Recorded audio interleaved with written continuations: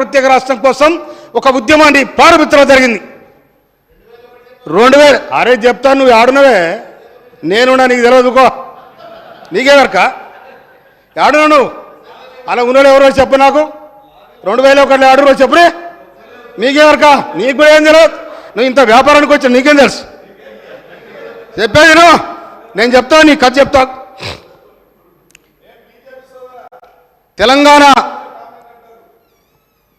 తెలంగాణలో అతివృష్టి అనావృష్టితో తల్లాడుతున్న రైతాంగం కోసం ఆనాడు రైతాంగం తిరుగుబాటే క్రమంలో కేసీఆర్ గారు మేధావులందరూ కలిసి తెలంగాణ పెడితే బాగుండు, తెలంగాణ విముక్తి జరిగితే బాగుండు అని కూడా ఒక సమావేశం జరిగింది. నేను ఆ సమావేశంలో కూడా ఉన్నా. కానీ ఆనాడు అనుకున్న సిద్ధాంతం, ఆనాడు అనుకున్న ఆశయాలు కానీ అన్నీ మట్టిలో కలిసిపోయినాయి. 2001 నుంచి 2014 దాకా యాక పోరాటం బ్రహ్మాండంగా ఉందిరా అనుకున్నాం. 2000 ఎట్టడం దళిత ముఖ్యమంత్రి, ఇదేంద్ర దళిత ముఖ్యమంత్రి ఏది లేదు, 6 లేదు సూర్యుడు లేదు, దళిత ముఖ్యమంత్రి అన్నాడు. నేను అప్పటికి నమ్మలే, ఎందుకంటే 2001 నుంచి ఉన్నాలా. అప్పటికి నమ్మలే, ఇదేదో గోలు పెట్టిరా అనుకున్నా నేను. కానీ 3 ఎకరాల భూమి ముఖ్యమంత్రి ఇవాళ నేను చెప్తున్నా, అక్కడున్న ఎమ్మెల్యేలు ఓడిపోయినలు కానీ గెలిచాడు కూర్చున్నాడు కానీ 2014లో ప్రభుత్వం ఏర్పడిన తర్వాత ప్రభుత్వంలో మీరున్నారు. మీరున్న నాడు ఎన్ని ఎకరాల భూమి ఉంది, ఇవాళ ఎన్ని ఎకరాల భూమి ఉంది మీకు? తెలంగాణ ప్రజానికాన్ని నిట్టనిలో దోచుకున్నారు. తెలంగాణ ప్రభుత్వం ఏర్పడిన తర్వాత ఆనాడు కాశీరాజు ఏవైతే ఉన్నాడో నిజానికి ప్రతి నియోజకవర్గానికి కాశీరాజు తయారయ్యారు. మాట్లాడితే జైలు, మాట్లాడితే కేసులు. ఈ విధమైన నిజమైన తెలంగాణ ఉద్యమకారులను గెంటి వేసిరు. మీరు గెంటి వేస్తే దానికి నిదర్శనమే నేను. మీరు నన్ను గెంటి వేయలే, నేనే పీకి అవతల పడేసి నిటారుగా నిలబడితే కాంగ్రెస్ పార్టీ గడిచింది. నేను డెమోడి నిలబడతా ఉన్నా. అది కాంగ్రెస్ పార్టీకి పేదల పైన ఉన్న వ్యవస్థ అది. అందుకోసం మిత్రులారా, ఇవాళ నేను తుంగతుర్తి నియోజకవర్గానికి ఎమ్మెల్యేగా అయినా. ఇవాళ నేను మాట్లాడే సబ్జెక్టు సామాజిక న్యాయం, దీని మీద ప్రజాస్వామ్యం. కానీ మిత్రులారా, ఏం జరిగింది ఇక్కడ? ప్రభుత్వం ఏం చేయాలన్నది ఇవాళ ఏ సర్కారు వచ్చినా కూడా ఏమనుకుంటుంది? పేద ప్రజలు ఏమనుకుంటారు? అరే కొత్త సర్కారు వచ్చింది, మాకు ఇల్లు కట్టిస్తారు, మమ్మల్ని ఆదుకుంటారు అనుకుంటారు. మీరు కట్టించింది ఏంటిది? బొంతలగడ్డ, శ్మశాన వాటిక, వైకుంఠ ధామాలు మీరు కట్టించింది. అది పేదలకు ఇవాళ పోతే దర్శనం ఇస్తున్నాయి మీకు. కానీ మీరు, మీ ప్రభుత్వం ఆయల్ల ముఖ్యమంత్రి అయినాడు నేను అనుకున్నా ఇది ప్రజాస్వామ్యం వర్ధిల్లుద్ది, వేలాది మంది అమరవీరుల త్యాగపరం తెలంగాణ వచ్చింది, ఈ తెలంగాణలో అందరూ కూడా సుఖశాంతులతో ఉంటారు అనుకున్నా నేను. కానీ ఎప్పుడైతే గోల్కొండ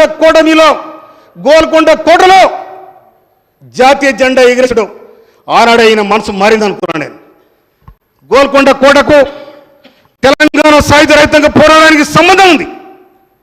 అక్కడ ఎవరైతే పేదలను పీడించబడినో వాళ్లకు నిటారుగా గోల్కొండ కోట కింద నీ గోరిగడతం కొడుకో అని సంకేతం పంపిన ఉద్యమకారుల చరిత్ర ఇలా గోల్కొండ కోట మీద. కానీ మీరు పోయి గోల్కొండ కోటలో జెండా ఎగిరేసారు అంటే మీ మనసులో ఉన్న మాట, ఇక్కడ ఉన్న వాళ్ళంతా బానిసలు, ఆ బానిసలు నేను రాజును, నేను వెళ్తా కనుక నాకు ఎదురేదండి విర్రబీగినరు. కానీ కేసీఆర్ గారు 70,000 పుస్తకాలు చదివాడు. ఆ పుస్తకాలు చదివిన సంగతి జయశ్రెడ్డి గారికి ఎరక. 80,000 10 అటు ఇటు తీరాదే. అయితే 80,000 పుస్తకాలు చదివిన సంగతి జయశ్రెడ్డి గారికి ఎరక. కానీ కేసీఆర్ గారు తన పుస్తకం చదువుకోలే. తన పుస్తకం తను చదువుకోక 2023 నవంబర్ 30 తారీఖు నాడు, డిసెంబర్ 3 తారీఖు నాడు కథం అయిపోయింది. అక్కడ కూర్చుని గోవిందమగనం అయిపోయింది. అందుకోసమని మిత్రులారా, ఈ రాజ్యం ఎప్పుడైనా కూడా ఒక పోరాటం జరిగిందంటే దాని వెనకాల త్యాగాలు ఉంటాయి.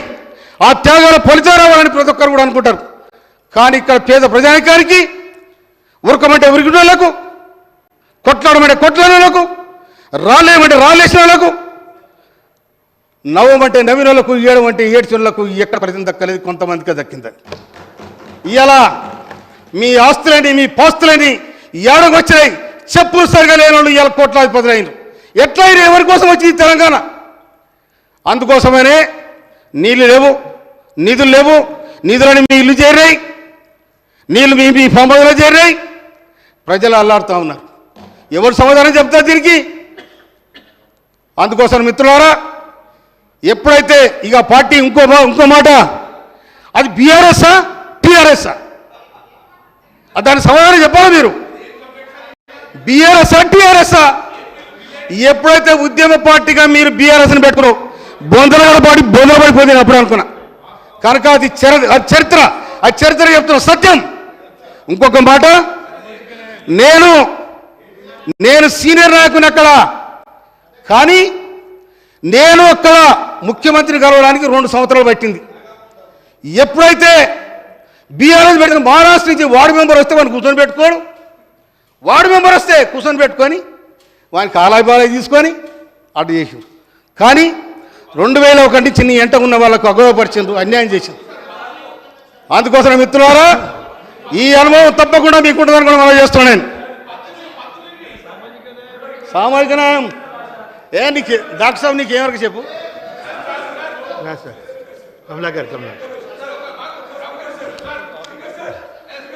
అగో